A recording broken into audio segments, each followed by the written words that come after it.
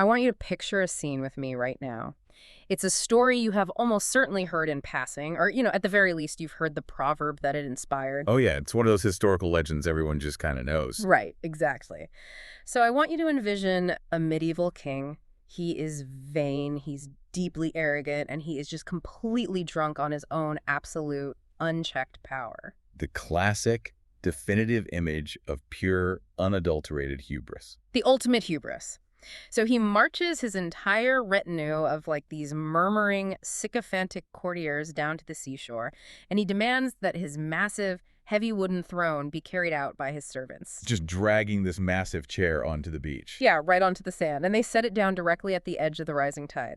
So he sits on this heavy throne, he looks out at the vast ocean, and he actually commands the water to halt. Which is just, Yeah. objectively hilarious. It's so absurd. He points at the waves and says something like, "See, I command you to stop. Do not dare to wet my feet or my robes, for I am your king. I am the master of this land, and you must obey me." And as physics and nature dictate, the ocean simply does not care. The ocean does not care even a little bit. The waves just keep rolling in, rhythmic and rising. The tide comes up, washing violently over his royal feet, soaking his expensive robes, and just completely exposing him in front of his entire court as a deluded fool. A guy who actually believed his earthly political power extended over nature itself. Right. And it has become this universal byword in our culture. We say, it's like King Cnut trying to hold back the tide. We use it to describe, a boss or a politician or a friend who is arrogantly and stupidly attempting the absolute impossible. Someone who is totally blind to their own limitations. Exactly. And it's a phenomenal parable. It's vivid, it sticks in the mind, and it delivers a very clear, satisfying moral about the supreme dangers of arrogance. It is deeply satisfying. But here's where it gets really interesting. Oh, this is my favorite part. There is a massive, fundamental problem with that popular legend. It is completely backwards. Literally the exact opposite of reality. The popular narrative we pass around today is the exact polar opposite of what historically took place on that beach. We've been getting the punchline wrong for centuries. Centuries! It's so crazy to me. The real king in that story, and he was a highly documented, very real historical figure, arguably one of the most powerful rulers who ever drew breath in the 11th century. He wasn't a fool. Not even close to a fool. And he absolutely was not trying to prove that he had magical jurisdiction over the sea. He staged that entire scene on the beach deliberately. It was like a calculated, highly sophisticated piece of performance art. He knew exactly what he was doing. Completely. It was meant to humble himself and to publicly rebuke the flattering courtiers who surrounded him. A total mastermind move. He literally weaponized their flattery against them. Precisely. When you actually understand what he was doing out there in the surf, it radically alters your perception of him. It reveals one of the wisest, most fiercely thoughtful, and most politically brilliant rulers of the entire medieval world. I mean, we are talking about a Viking who transformed himself into a Christian emperor, a statesman who managed to successfully rule England, Denmark, and Norway all at the exact same time. A geopolitical titan. And today, that is our mission for this deep dive. We are going to unpack the true, wildly complex story of this man, Cnut the Great. We're going to set the record straight on the most misunderstood story in medieval history. And we get to explore what was arguably the absolute zenith of Viking power in Europe. I am genuinely so excited to geek out about this with you. Oh, me too. The journey to that beach is staggering, because we are looking at how a descendant of heathen raiders men who burned monasteries for fun and profit basically evolved into a statesman who may have been the single most powerful man in Europe during his lifetime. It's just such a wild leap. Because to fully grasp Cnut's genius and to understand how he even gets into a position to have a throne on an English beach, we have to rewind the clock a bit. We really do. We need to look at the historical backdrop, reaching way back to the 860s, just to understand the chessboard he was playing on. We have to talk about the era of the Great Heathen Army. Yes. Back in the 860s, you had this massive, unprecedented Norse force. We are talking about legendary figures from the sagas, men like Ivar the Boneless and the other sons of Ragnar Lothbrok. This is terrifying, guys. And they completely changed the Viking playbook, right? They absolutely did. They didn't just sail in, raid a coastal village, steal some silver, and sail home. They brought a massive overwintering army to England and methodically conquered 3 of the 4 major English kingdoms that existed at that time. They systematically dismantled the existing political structure. East Anglia, Northumbria, Mercia, they all just fell or were heavily subjugated. The only English kingdom left standing was Wessex, down in the south, which was desperately defended by King Alfred the Great. Barely hanging on by a thread. Exactly. And the result of all that brutal warfare over the following decades was a permanently deeply divided England. You ended up with this large eastern and northern region under Norse control and Norse legal customs, which is known as the Danelaw. Right, and that was sitting right alongside the surviving Anglo-Saxon English kingdom. Right. And over the generations following Alfred, the English kingdom did manage a remarkable resurgence. They pushed back, they gradually reconquered the territories of the Danelaw, and they managed to unite England under a single English crown. But, and this is the foundational context for Cnut's story, I think, that Scandinavian interest in the wealth of England. It never vanished. Not at all. Yeah. The memory of controlling that fertile, wealthy land was basically baked into the Norse cultural consciousness. It was always just looming across the water. And that brings us to the late 900s and the early 1000s, where we see a massive, terrifying shift in the geopolitical weather. We start seeing a second great wave of Viking attacks crashing onto English shores. But what stands out to me here is the evolution of the threat. These are not just independent warlords looking for glory, or opportunistic raiding parties looking for portable wealth. No, this is a completely different mechanism of warfare.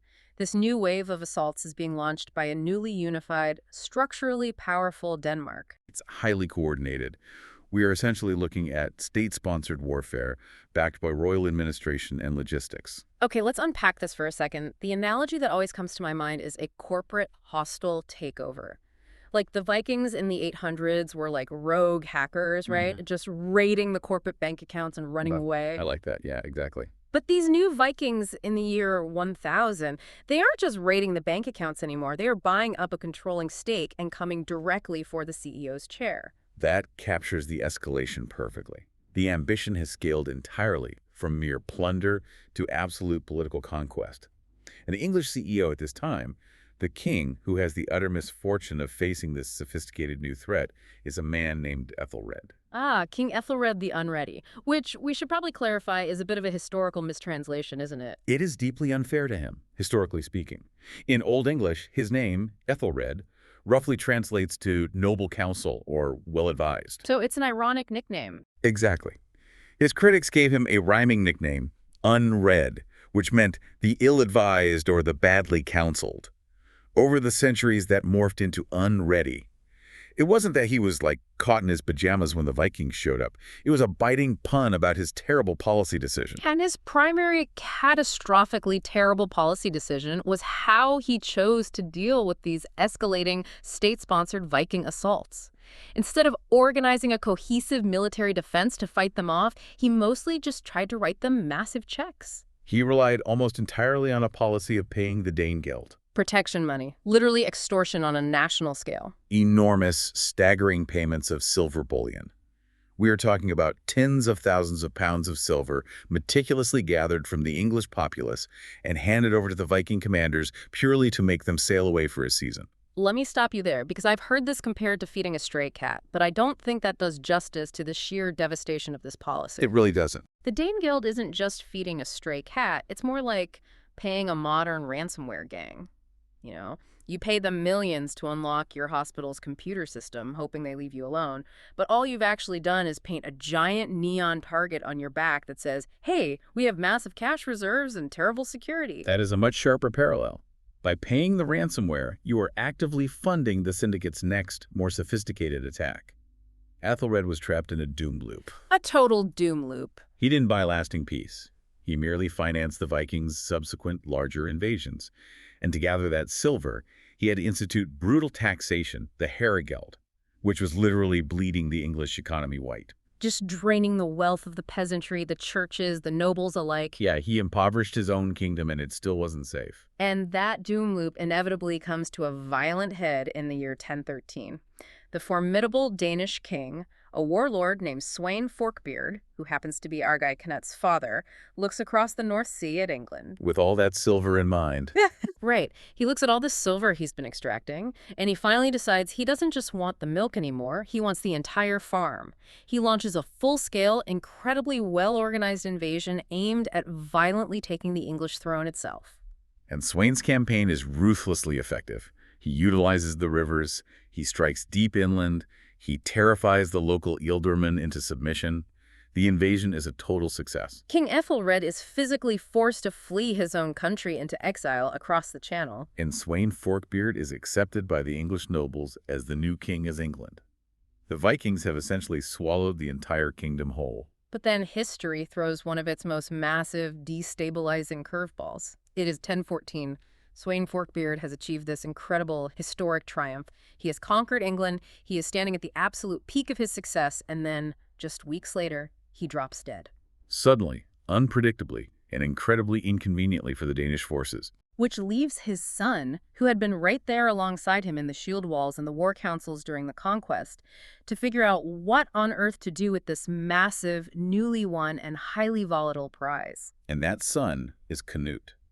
This is the moment Cnut's personal narrative truly ignites, and it begins in a state of absolute, unmitigated crisis. A total nightmare for him. The moment Sweyn's heart stops beating, the entire geopolitical structure he just built threatens to shatter. Naturally, because the English nobles aren't just going to docilely accept the teenage son of the foreign warlord who just conquered them.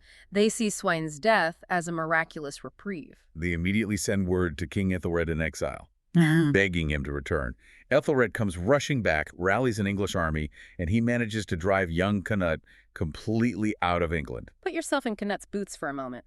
Imagine the psychological whiplash.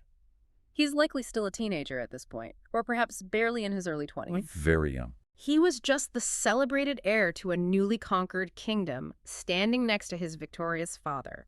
And suddenly, he is a disgraced exile, fleeing for his life. He has to scramble onto his ships, sail back across the treacherous North Sea to Denmark, and basically admit that he lost everything his father built. Most people would just cut their losses at that point. They would stay in Denmark, enjoy the relative safety of the homeland, and write England off as a bad venture. But Cnut does the exact opposite. He regroups. He spends the next year gathering a massive new invasion force, calling in favors, promising plunder to warriors across Scandinavia, and in 1015 he returns to English shores. And his return sparks a relentless, incredibly bloody, and hard-fought campaign to take back the crown. This is not the swift collapse that his father enjoyed. The English are fighting for their survival now. And right in the middle of this brutal war, in 1016, Ethelred dies. But for Cnut, that doesn't actually make things easier, does it? Because Ethelred leaves behind a son who is cut from entirely different cloth than his father. A vastly superior commander. Ethelred's son is named Edmund, but he is known to history as Edmund Ironside. Edmund Ironside. I mean, you hear a name like that and you immediately know this guy is not paying anybody protection money. Not a single silver penny. Edmund was a genuinely heroic, incredibly resilient warrior prince. That nickname, Ironside, was a high compliment, echoing legendary figures from earlier Viking lore, like Bjorn Ironside. He really lived up to it. He steps into the power vacuum left by his father, and he fights Cnut with astonishing tactical skill and raw courage. He wins crucial engagements, he lifts sieges, he rallies the exhausted English resistance, and he proves to be a truly formidable, terrifyingly capable opponent for Cnut. So the board is set with these two young, fiercely ambitious, highly capable leaders locked in a death struggle for the ultimate fate of England. They fight a series of grueling battles, culminating in the Battle of Asandon in late 1016. It is a slaughter. The English take heavy losses. But even after that, Edmund isn't completely broken. He's still holding on. Eventually, both men look at their depleted armies, look at the devastation of the countryside, and realize they are locked in a bloody stalemate. To continue fighting might destroy the very kingdom they are trying to rule. So they sit down and come to terms. They literally sign a treaty to divide England right down the middle. Right. Cnut will take the northern and midland territories, and Edmund Ironside will retain Wessex and the south. But fate intervenes again. This is the part of the story that always breaks my brain. Just weeks after they swear this solemn oath to divide the kingdom, Edmund Ironside unexpectedly dies. Late in the year 1016. The historical sequence of events really strains credulity. I have to ask, though, are we really supposed to believe this was just incredibly convenient timing? I mean, Cnut's primary rival agrees to a truce and then drops dead a few weeks later. Is it sheer improbable luck, or are we looking at an unproven 11th century assassination? It is the eternal question of medieval history. The official chronicles usually cite illness or wounds from the battle taking their toll. But the rumors of foul play poison, or an assassin in the privy, started almost immediately and have never fully stopped. I bet. Whether it was divine providence, pure biological coincidence, or very quiet dagger in the dark, the geopolitical result was identical. The dramatic weight of it is just wild. Let's map it out. Cnut is a disgraced, exiled teenager fleeing for his life in 1014. Then his main rival, King Ethelred, dies right in the middle of Cnut's revenge invasion. Then his next massive rival, the heroic Edmund Ironside, signs a truce and perishes weeks later. With Edmund gone, the treaty is moot. There is no viable English leader left with the military backing or the royal bloodline to oppose the Danish army. And so in 1016, through this blend of relentless warfare and staggering fortune, Cnut is acknowledged as the undisputed sole king of all England. Oh, and here's the cool part about the show. If you happen to watch Vikings Valhalla on Netflix, this exact 11th century era is the historical sandbox they're playing in. They dive deep into this specific, incredibly volatile period. The show takes some narrative liberties, of course, but it perfectly captures the underlying cutthroat dynamics. The massive Danish royal ambitions toward the English wealth, the intricate backstabbing conflicts and shifting alliances, and all these powerful, larger-than-life figures jockeying for control of the North Sea. It is the specific generation where the Viking phenomenon evolved from raiding parties into complex geopolitics. When you're watching the power struggles in that show, you are literally watching the cauldron that produced Cnut's rise to power. And that cauldron leads us directly into his next phase. Because what Cnut chooses to do after placing the English crown on his head is what truly elevates him from a successful warlord to a historical titan. He earns the title the Great because he refuses to stop at the English borders. He looks at the map of Northern Europe and thinks, why settle for one kingdom when I can have a monopoly? Exactly. He begins assembling a geopolitical structure that modern historians refer to as the North Sea Empire. It is crucial to understand that this wasn't just expanding a border a few miles eastward. This was the deliberate, strategic union of multiple, distinct, culturally proud kingdoms under his single, overarching authority. Let's track the timeline of this empire building because the sheer scale of it is breathtaking. So 1016, he officially conquers England. He spends a couple of years stabilizing it. Then around 1018 or 1019, his elder brother, who had inherited the kingdom of Denmark from their father, dies. Yet another incredibly timely death that perfectly serves Cnut's expanding ambitions. The man's luck is almost suspicious. With his brother's passing, Cnut is the natural heir. He sails back, claims the Danish throne, and suddenly he is the king of England and the king of Denmark simultaneously. He now controls the two most important strategic points of the region. But his ambition is still not satiated. He turns his gaze north, toward the rugged, fiercely independent kingdom of Norway. Now, I'm assuming he doesn't just sail a fleet up the fjords and start burning things. He uses a much more sophisticated toolkit here, right? This campaign is where we see his strategic, manipulative genius really shine. To conquer Norway, he doesn't primarily rely on his heavy infantry. He uses a combination of subtle military pressure, incredibly shrewd political maneuvering, and above all, the enormous, bottomless wealth of England. But wait, if he had to literally bribe Norwegian chieftains to like him, does that make him a great king? Or just a really rich mob boss handing out envelopes of cash? It is a brilliant question.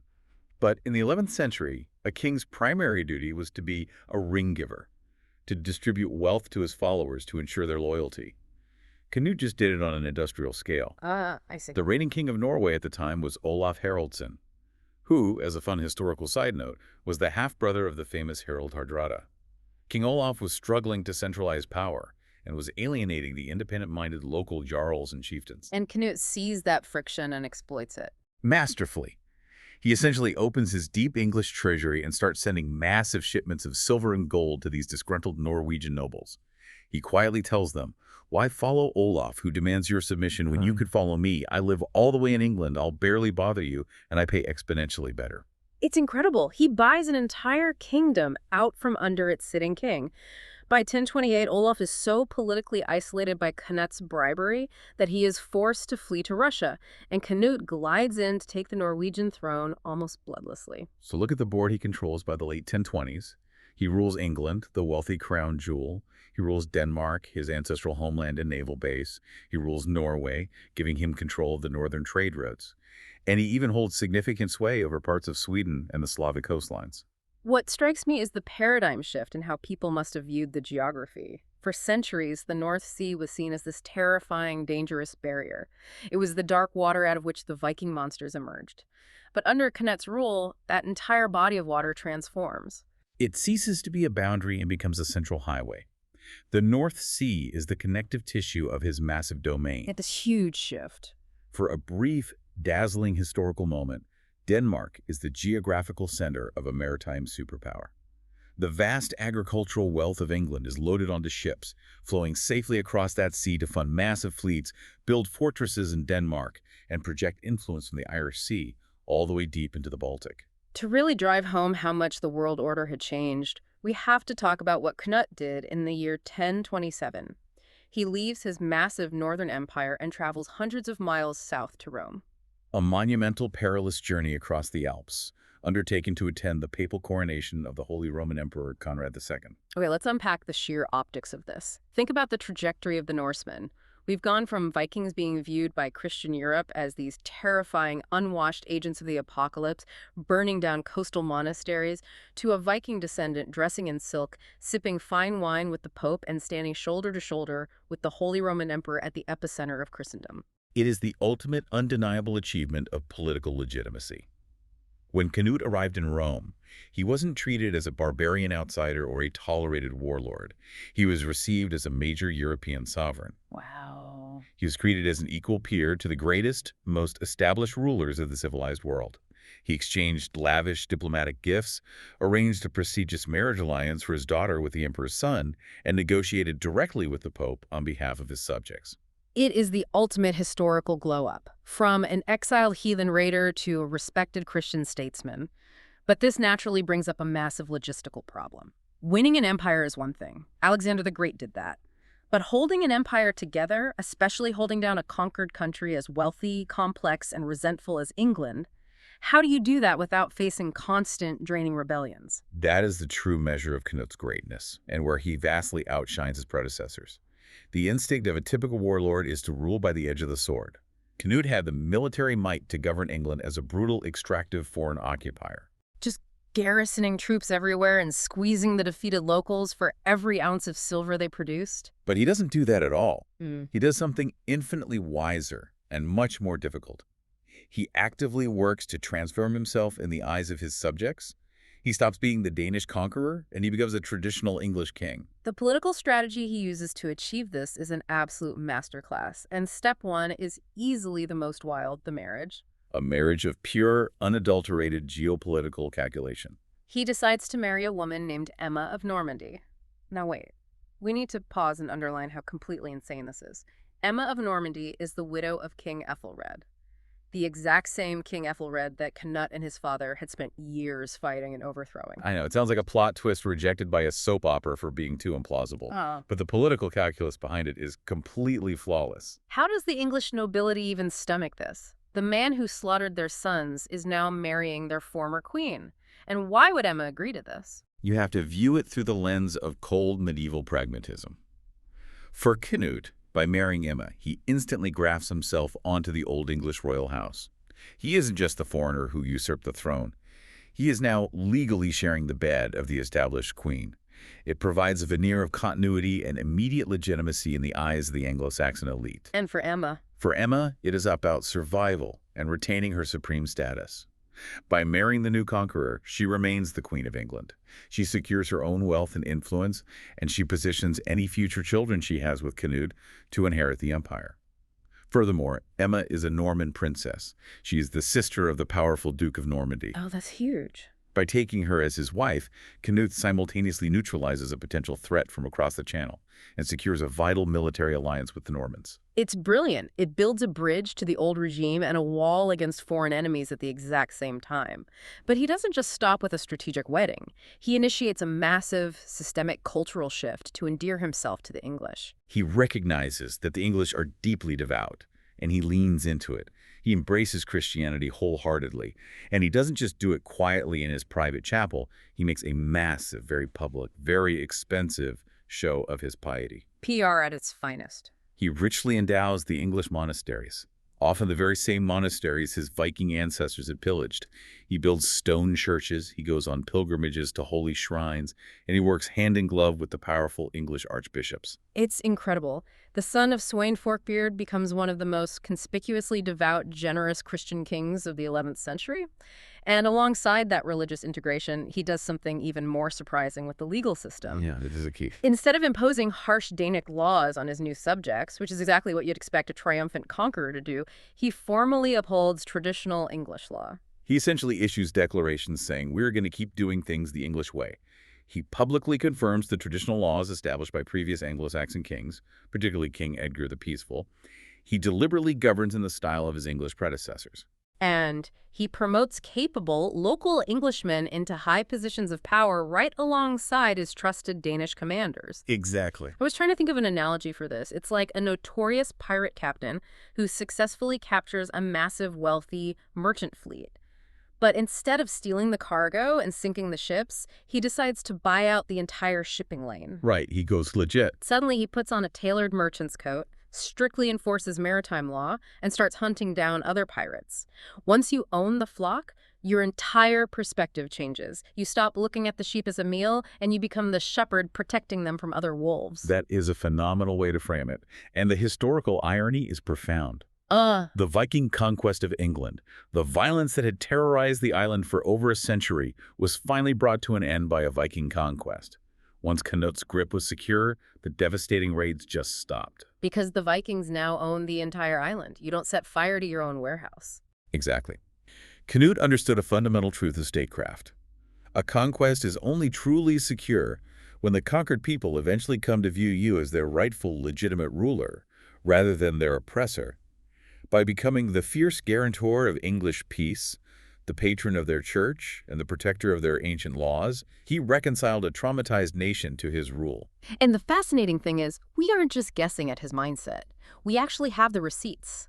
We have primary source proof that Cnut was a sophisticated administrator who thought deeply about public relations. We do. We are incredibly lucky to have documents that provide a direct window into his political philosophy. One of the most amazing artifacts to survive from this era is an open letter that Cnut sent back to the English people in 1027, right while he was making his way back from that spectacular trip to Rome. It is a remarkable, unprecedented document for an 11th century monarch. It essentially functions as a royal progress report delivered directly to his subjects. Okay, let me challenge this, though. Is this genuine accountability, or is this just an incredibly savvy medieval PR stunt? Because a Viking warlord writing a newsletter to his conquered people feels almost suspiciously modern. It is absolutely a PR stunt, but in the best sense of the word. It is propaganda designed to foster genuine stability. In the letter, he addresses the English people directly, the nobles and the commoners alike. He proudly reports on his diplomatic victories in Rome, specifically mentioning that he secured cheaper tolls and safer travel conditions for English merchants and pilgrims traversing the Alps. He is telling them, look at the tangible economic benefits my rule brings you. I went to Rome and all I got you was this lucrative trade agreement. Precisely. But the back half of the letter is even more important. He solemnly promises to govern them justly. He issues a stern public warning to his own sheriffs and officials back in England, vowing that if any of them have abused their power or extorted the people while he has been away, he will personally bring the hammer down on them when he returns. It is stunning statecraft. He is actively presenting himself as a servant of the law who feels accountable to his people. He's essentially saying, I am abroad, working tirelessly for your benefit, and I demand my government treats you fairly in my absence.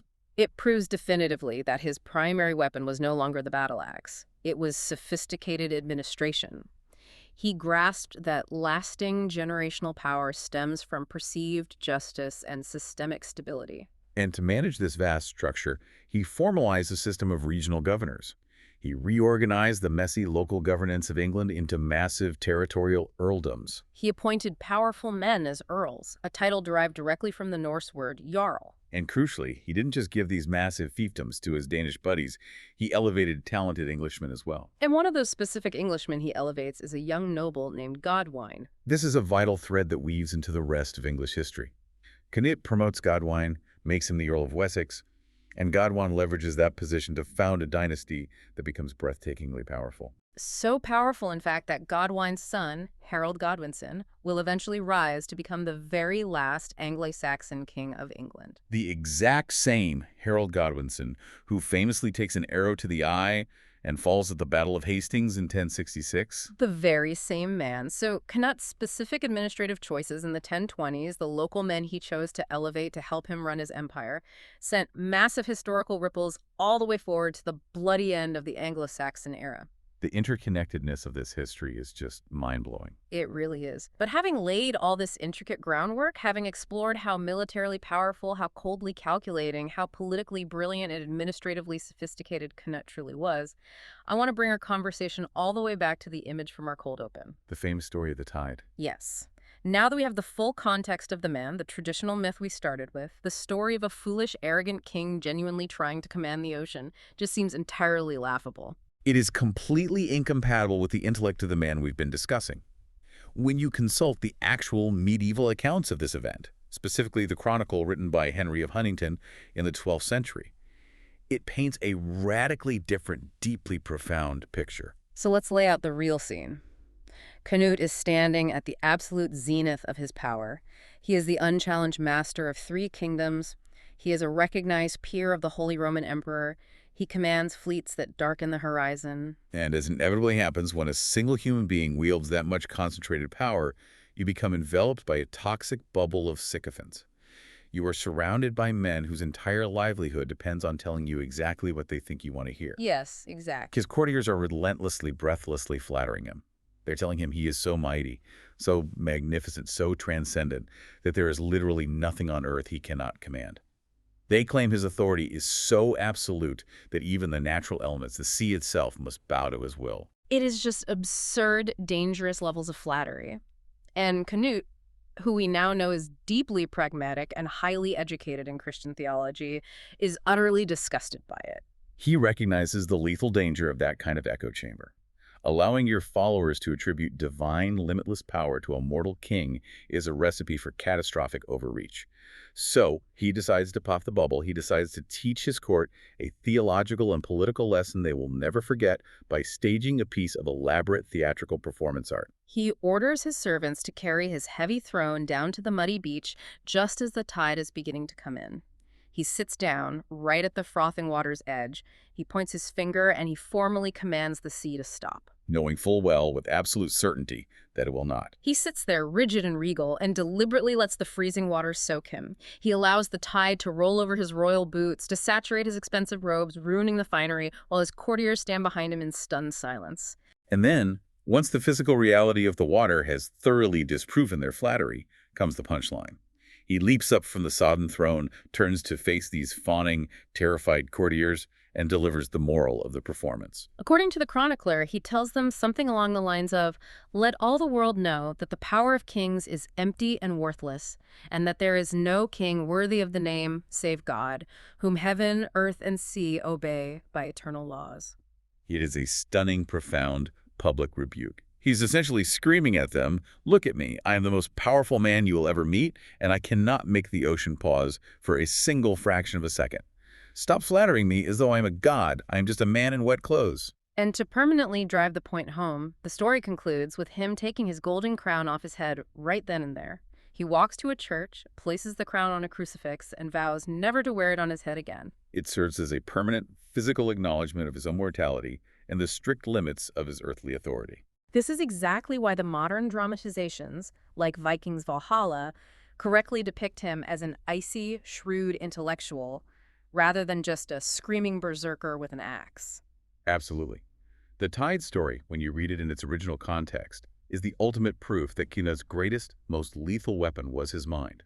It requires immense emotional intelligence, self-awareness, and theological depth to conceptualize an event that publicly humiliates yourself purely in order to educate your followers. It's wild to me how history managed to completely invert this story over the centuries. What clearly began as a parable illustrating profound humility and intellectual self-awareness somehow got twisted by a game of historical telephone into a cautionary tale about extreme, blinding arrogance. It has to be one of history's great tragic misunderstandings.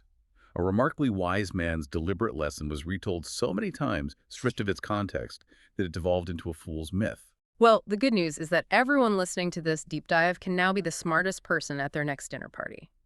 The next time someone smugly brings up King Canute holding back the tide to describe an arrogant boss, you can drop this massive historical truth bomb on them. It is a great piece of trivia.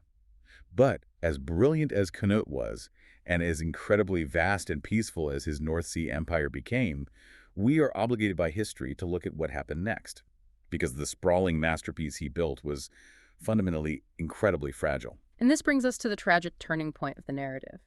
In 1035, while still at the height of his power, Canute dies.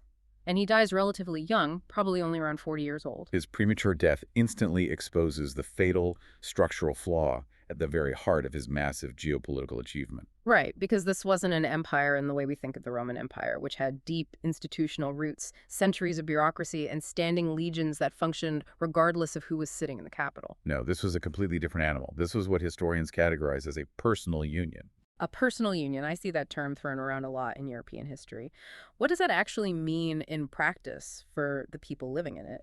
It means there was no shared constitution binding these nations together. There was no integrated cross-national government bureaucracy. There was no North Sea Parliament. England, Denmark, and Norway all remained distinct, fiercely separate kingdoms. They retain their own unique laws, their own distinct cultures, and their own ambitious local nobility. Exactly.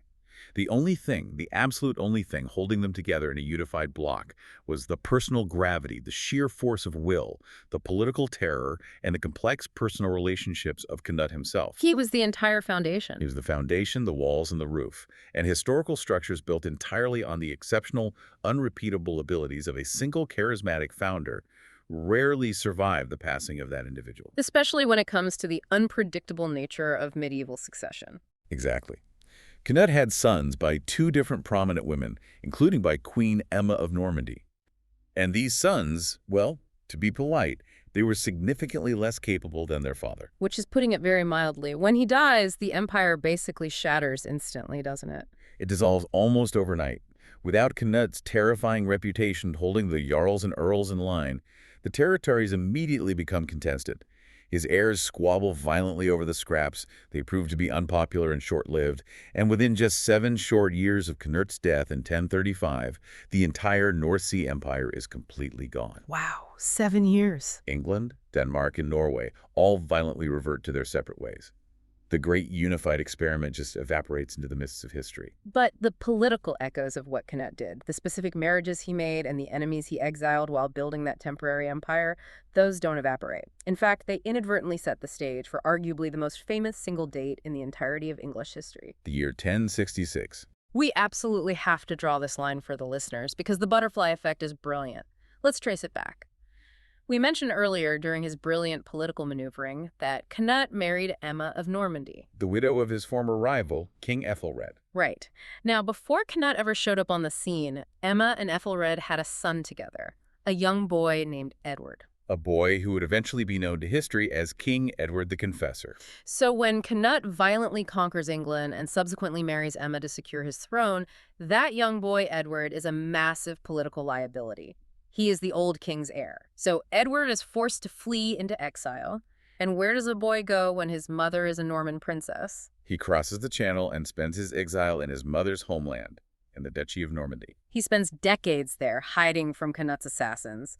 As a result, Edward grows up entirely culturally Norman. He speaks French. He is surrounded by Norman friends, Norman military advisors, Norman churchmen, and Norman customs. Wait, I see where you're going with this. Right. Are you saying the Viking conquest of England by Cnut actually laid the exact specific groundwork for the Norman conquest of England 50 years later? It absolutely undeniably did. Think about the chain of causality. Cnut conquers England.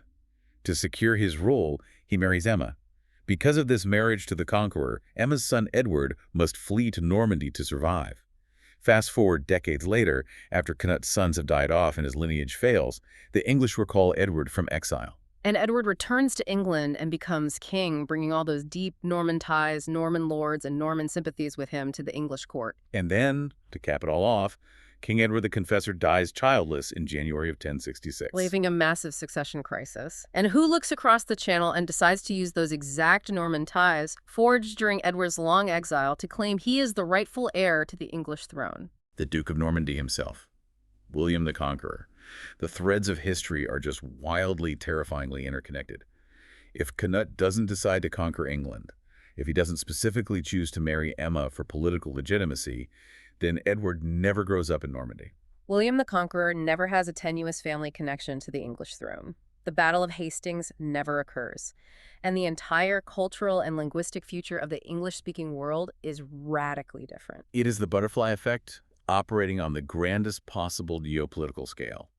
Cnut's physical empire may have dissolved quickly, but the political reactions it forced, the marriages, the exiles, the shifting of royal bloodlines, fundamentally altered the permanent trajectory of Europe. So bringing all this sprawling history together, let's look at the final verdict on the man himself. He is the only Viking king in history to ever earn the lasting epithet, the Great. And when you look at the sheer totality of his life, the breadth of his vision, the depth of his statecraft, it is very easy to see why he earned it.